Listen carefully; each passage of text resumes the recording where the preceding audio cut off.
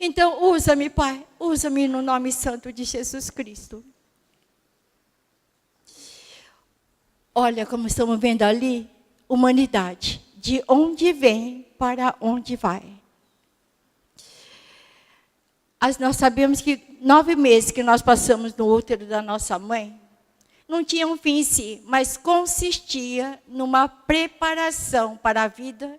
Também a vida é uma preparação para o que vem a seguir. Em Colossenses 1,16 está escrito: pois tudo, absolutamente tudo, acima e abaixo, visível e invisível, tudo começou nele e nele encontra propósitos. Muitas vezes nós perguntamos: o que quero ser? O que devo fazer com a minha vida? Quais são os meus objetivos, meus sonhos para o meu futuro? Em Jó 12:10 diz: a vida de todas as criaturas está nas mãos de Deus. É Ele que mantém todas as pessoas com vida. Amém? Olha, a vida, ela oferece muitas opções. Mas a eternidade nos concede apenas 2: céu ou inferno. Sem Deus, a vida não tem um propósito. E sem um propósito, a vida não tem sentido. Vocês concordam? Tá? Então, todo nascimento de uma criança envolve um derramar de sangue. Então, quando a criança passa pelo sangue, faz uma aliança com seus pais. Esta aliança é de submissão à autoridade que lhe foi imposta. Assim como nós, filhos de Deus, nós estamos debaixo de uma autoridade. Amém? Por isso que em Efésios 6:1 diz: filhos, em tudo obedecei a vossos pais. E nós só passamos a ser filhos quando nós reconhecemos que Jesus morreu por cada um de nós. E quando nós o convidamos para fazer morada nos nossos corações.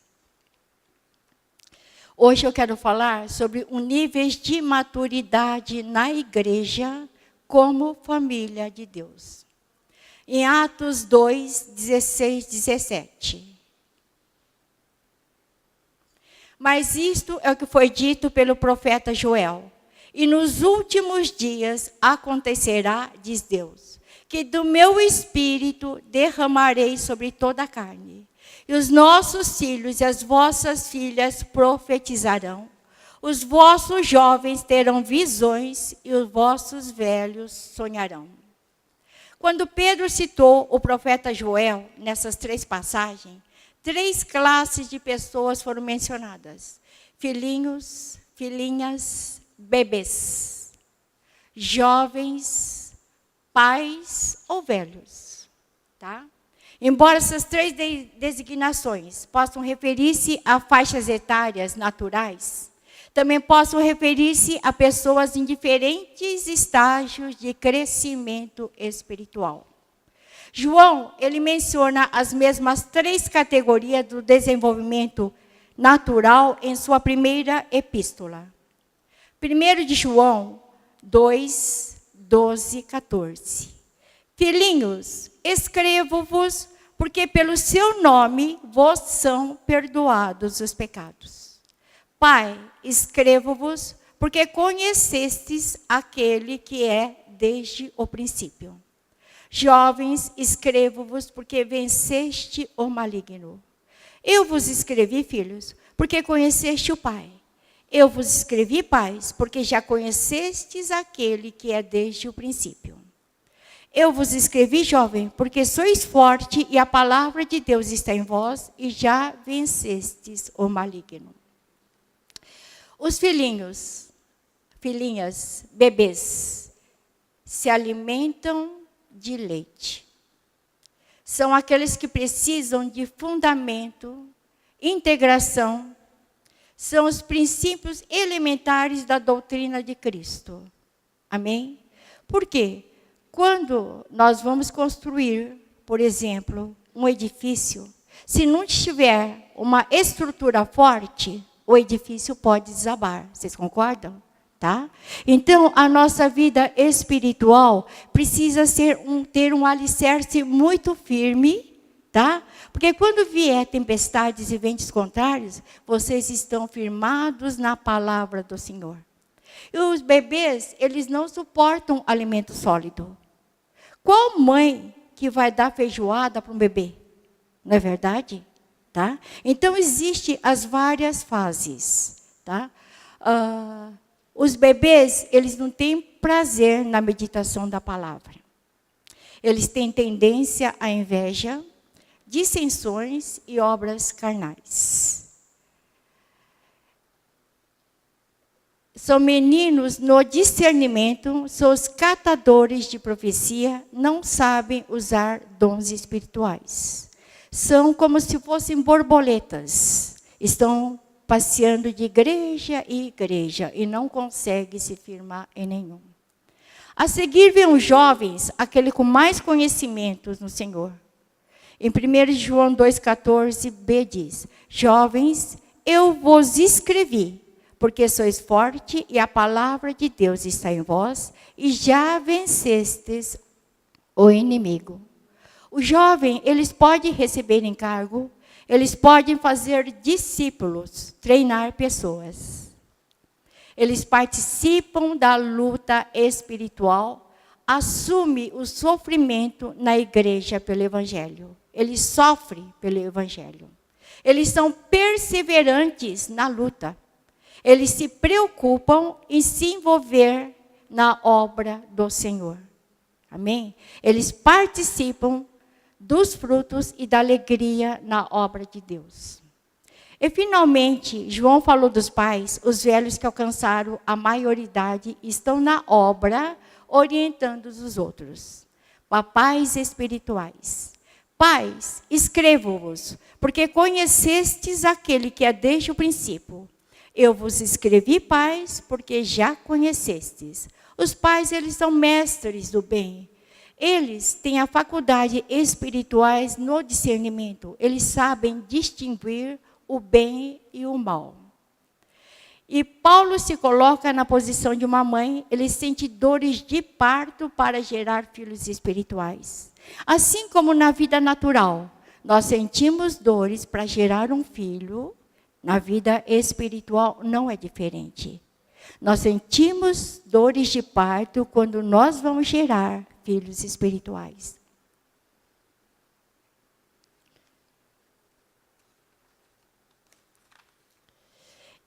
Encontrar um verdadeiro pai na fé. Quem é que não gostaria de encontrar? E nós temos um verdadeiro pai espiritual aqui na comunhão cristã. O apóstolo Ali, ele transmite mais do que informação. Ele transmite a si mesmo. Ele se sacrifica por seus filhos e suas filhas. Ele vigia seus filhos e suas filhas em oração e se alegra com o crescimento, com o progresso de cada uma de nós. Ele carrega cada ovelhinha no seu coração. E ser pai exige compromisso. Assim como na vida secular, existem pais que não querem compromisso com seus filhos. Mas na vida espiritual é diferente. O nosso apóstolo, ele tem compromisso conosco. E isso é muito bom. Você se sente amada, você se sente protegida. Você, se tiver um lobo mau, um cordeiro assim, maligno, ele já sabe discernir. Amém? E eu pergunto, por que dentro de uma família existe atritos, divergências, mesmo dentro da igreja de Cristo? Porque alguns se comportam como bebês, outros têm deformações espirituais, outros têm maus olhos. Duas palavras-chave que eu tenho muito no meu coração e quero repassá-las para você. Amar e perdoar. Amém? Eu lembro da história de José. Acho que todos conhecem a história de José. José, ele teve 2 filhos. Um ele chamou de Manassés, que significa o perdoador. E o outro ele chamou de Efraim, que significa o vencedor. Então, quando nós perdoamos, nós somos mais do que vencedores. Amém? Agora, como fazer com esses bebês espirituais? Como fazer com essas pessoas que estão com os maus olhos espirituais? Que quando chega a igreja, tudo é lindo, maravilhoso, o louvor. Mas com o passar do tempo, a pessoa quando chega, ela consegue tudo. Por quê? A fé dela é despertada. Então, ela tem fé para conseguir as coisas. Mas com o passar do tempo, ela deixa de olhar para Jesus e começa a olhar para seus irmãos, os defeitos dos líderes, os defeitos dos pastores. Aí ela começa a regredir. Isso é ter maus olhos espirituais. Então, como fazer nessa situação? O Espírito Santo precisa de algo com o que operar, que é a semente da palavra de Deus. Em 1 Pedro 1:23 diz: sendo de novo gerados, não da semente corruptíveis, mas da incorruptível, pela palavra de Deus viva e que permaneça para sempre. Amém? E a pediatria de Deus. Como tratar de bebês? Não condenar o irmão, nem apoiar o seu pecado, mas ser um representante de Cristo para oferecer um ombro amigo. Não tratar o ferido com a medicação errada. Muitas vezes a pessoa está com dor de barriga e o outro fala, vamos engessá-lo? Que cuidados! Nós precisamos ter cuidados, muito cuidados. Porque tratar de vidas, tratar de alma é algo muito sério. Nós temos que estar sempre atentos, tá? Agora, o médico, muitas vezes, o pastor, ele diagnostica o problema. Ele indica o medicamento certo e a pessoa não aceita, não recebe. Muitas vezes o pai corrige o filho a quem ele ama, mas nem sempre os filhos aceitam a correção. Então, nós temos que tomar cuidado e receber a correção do pai. Termômetro espiritual. Romanos 12, 11 a 14.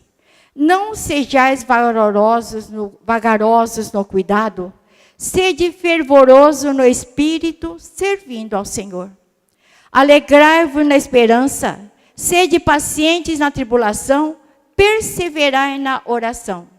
Comunicai com os santos na sua necessidade, segui a hospitalidade, abençoai aos que vos perseguem, abençoai e não amaldiçoais.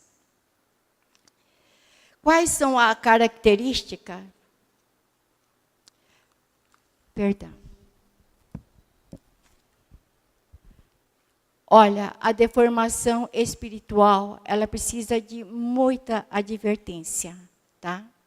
Em 1 João 2, 18, 29 diz: filhinhos, é já a última hora, e como ouvistes que vem o anticristão, também agora muitos se têm feito o anticristo, por onde conhecemos que é já a última hora.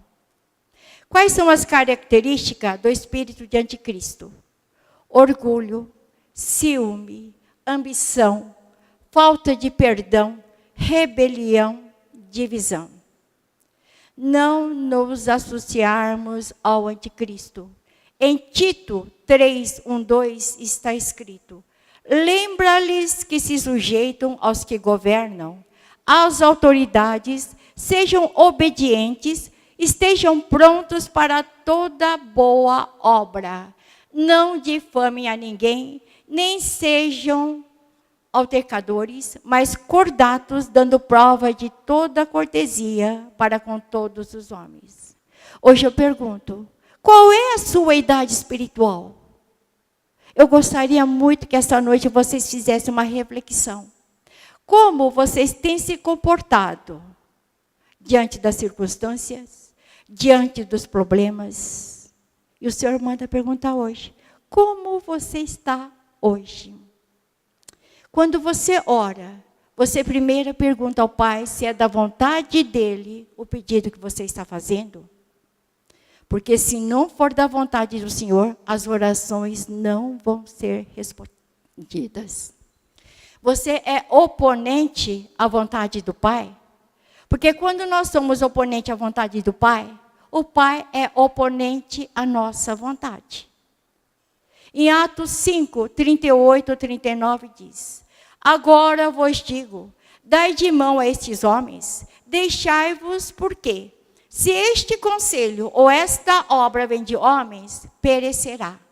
Mas se é de Deus, não podereis destruí-las, para que não sejais, porventura, achados lutando contra Deus. Amém? O mundo é o campo de guerra entre os filhos das trevas e os filhos da luz.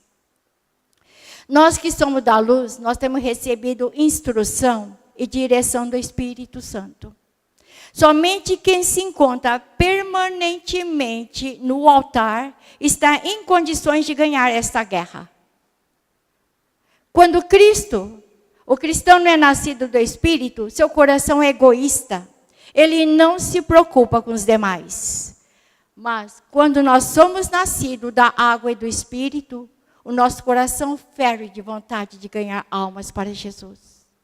Pois ele entende que nasceu para estar servindo. Hoje o Senhor pergunta como é que está a sua fé.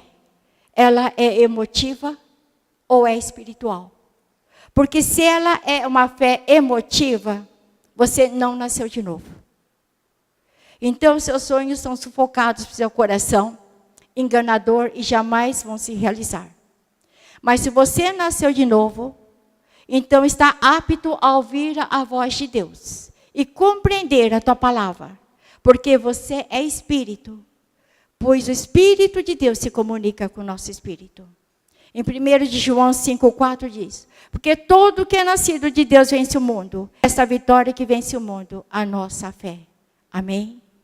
Antes de eu passar para o Ricardinho, eu peço para todos estarem curvando a cabeça, tá? Fazer uma reflexão. E vamos estar orando.